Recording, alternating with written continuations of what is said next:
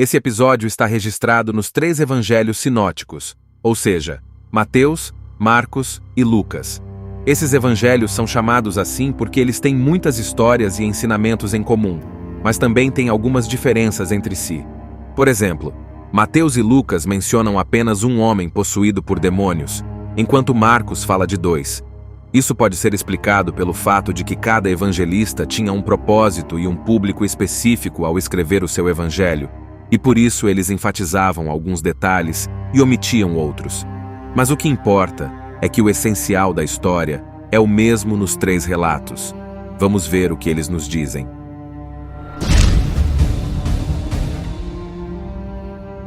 A história começa com Jesus atravessando o mar da Galileia e chegando à região dos Gadarenos, ou Gerazenos, ou Gergesenos. Esses nomes se referem a diferentes cidades que ficavam perto do lago e que eram habitadas por gentios, ou seja, não-judeus. Isso já nos mostra que Jesus tinha uma missão universal e que ele não fazia acepção de pessoas. Ele estava disposto a levar o seu amor e o seu poder a todos que precisavam dele, mesmo que fossem considerados impuros ou inimigos pelos judeus. Ao desembarcar, Jesus se depara com 1 ou 2 homens que viviam nos sepulcros e que estavam possuídos por uma legião de demônios. Uma legião era uma unidade militar romana que podia ter até 6.000 soldados. Isso nos dá uma ideia do grau de opressão e sofrimento que esses homens enfrentavam. Eles eram tão violentos e fortes que ninguém conseguia dominá-los ou ajudá-los. Eles eram o retrato da miséria humana causada pelo pecado e pelo mal. Mas quando eles viram Jesus, eles reconheceram a sua autoridade e a sua divindade. Eles se prostraram diante dele e clamaram: "Que queres de nós, Jesus, Filho do Deus Altíssimo? Não nos atormentes antes do tempo." Essas palavras revelam que os demônios sabiam quem era Jesus e que eles temiam o seu juízo. Eles sabiam que Jesus tinha o poder de expulsá-los e de condená-los ao abismo, o lugar de tormento eterno reservado para os anjos caídos e para os ímpios. Eles sabiam que Jesus era o Messias prometido, o Filho de Deus, o Rei dos Reis e o Senhor dos Senhores. Mas eles também sabiam que ainda não era o tempo do fim e que eles ainda tinham alguma liberdade de agir no mundo. Por isso, eles fizeram um pedido a Jesus: "Se nos expulsas, manda-nos entrar naquela manada de porcos." Por que eles fizeram esse pedido? E por que Jesus aceitou? Existem várias possíveis explicações para esse pedido. Uma delas é que os demônios queriam continuar a exercer alguma influência no mundo físico, e por isso, eles preferiam habitar em animais do que ficar sem corpo.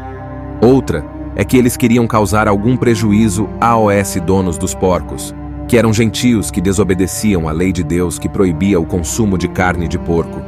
Outra ainda é que eles queriam provocar uma reação negativa dos habitantes da região contra Jesus, impedindo que eles o recebessem e o ouvissem. E por que Jesus aceitou o pedido dos demônios? Também existem várias possíveis explicações para isso. Uma delas é que Jesus quis mostrar a sua misericórdia e a sua soberania sobre os demônios, permitindo que eles escolhessem o seu destino, mas sem deixar de expulsá-los dos homens. Outra é que Jesus quis mostrar o seu poder e a sua glória, realizando um milagre tão grande e visível que ninguém pudesse negar.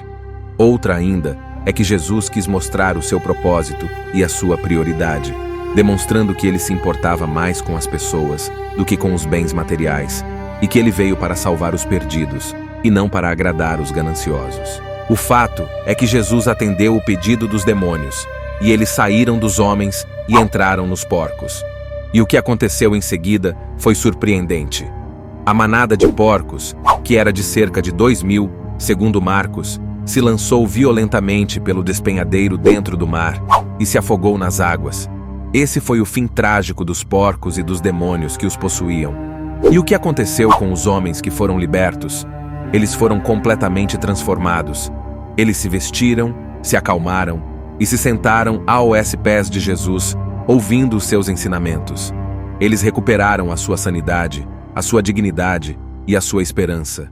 Eles experimentaram o amor, o perdão e a paz de Deus. Eles se tornaram novas criaturas em Cristo. E o que aconteceu com as pessoas que viram o milagre? Elas tiveram reações diferentes. Os que cuidavam dos porcos fugiram e contaram o que aconteceu na cidade e nos campos. E a multidão veio ver o que tinha acontecido. E quando eles viram Jesus e os homens libertos, eles ficaram com medo. Eles não entenderam o que Jesus tinha feito e nem por que ele tinha feito. Eles não se alegraram com a libertação dos homens e nem se admiraram com o poder de Jesus. Eles só se preocuparam com a perda dos porcos e com a possível ameaça que Jesus representava para os seus interesses e costumes. Eles não quiseram saber mais de Jesus e nem o receberam como o seu Senhor e Salvador. Eles pediram que ele fosse embora da região e ele atendeu o pedido deles. E o que aconteceu com os homens que foram libertos? Eles quiseram ficar com Jesus e seguir com ele. Eles reconheceram que Jesus era o seu libertador, o seu mestre e o seu amigo. Eles desejaram aprender mais com ele e servir a ele. Eles pediram que ele os deixasse ir com ele, mas ele não atendeu o pedido deles. Jesus tinha outro plano para eles. Ele mandou que eles voltassem para as suas casas e contassem o que Deus tinha feito por eles. Ele os enviou como testemunhas do seu poder e do seu amor. Ele os transformou em missionários do seu reino. Ele os usou para espalhar a sua luz naquela região de trevas. Ele os fez participar da sua obra de salvação.